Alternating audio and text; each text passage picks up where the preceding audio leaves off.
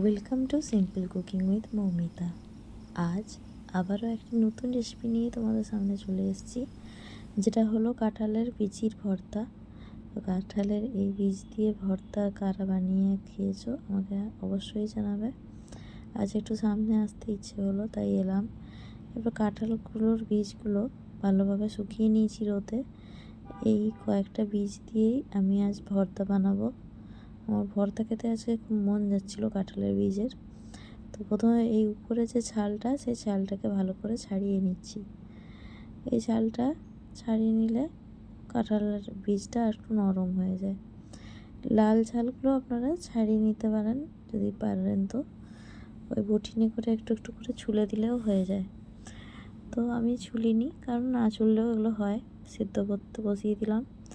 আর অপর দিকে সেদ্ধ হওয়ার পর আমি কড়াইয়ের মধ্যে কালো জিরে ফোড়ন দিয়ে আর দিয়ে দিয়েছি একটা বড় সাইজের পেঁয়াজ। পেঁয়াজটাকে ভালো করে নেড়ে চেড়ে ভেজে নেব। লাল লাল করে পেঁয়াজগুলো ভেজে নিতে হবে। আর দিয়ে দেবো কয়েকটা চিরা কাঁচা লঙ্কা।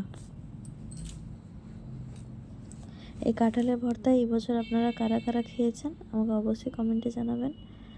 আর যদি কেউ না খেয়ে থাকেন তো অবশ্যই একবার বানিয়ে দেখবেন, কারণ এটা খেতে কিন্তু খুব দারুণ লাগে। আর কয়েক কোয়া রসুন দিয়ে দিলাম।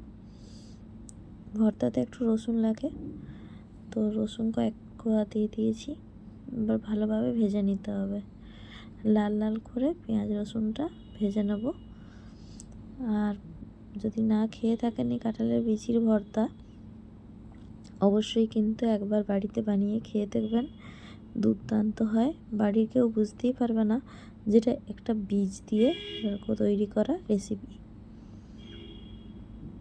আমার রেসিপিগুলি কেমন লাগে অবশ্যই আমাকে কমেন্টের মাধ্যমে জানাবেন।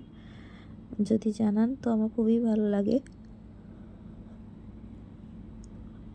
আপনাদের প্রত্যেকটা কমেন্টে আমি অনেক উৎসাহ পাই আরও পরের ভিডিও বানানোর জন্য।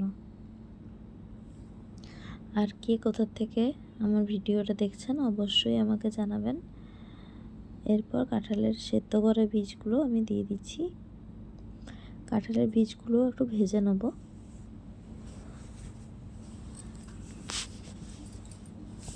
তাহলে টেস্টটা আর একটু বেড়ে যাবে। বীজটা ভেজে নিল ভালোভাবে, এপিট ওপিট করে ভালোভাবে বীজটাকে ভেজে নিতে হবে।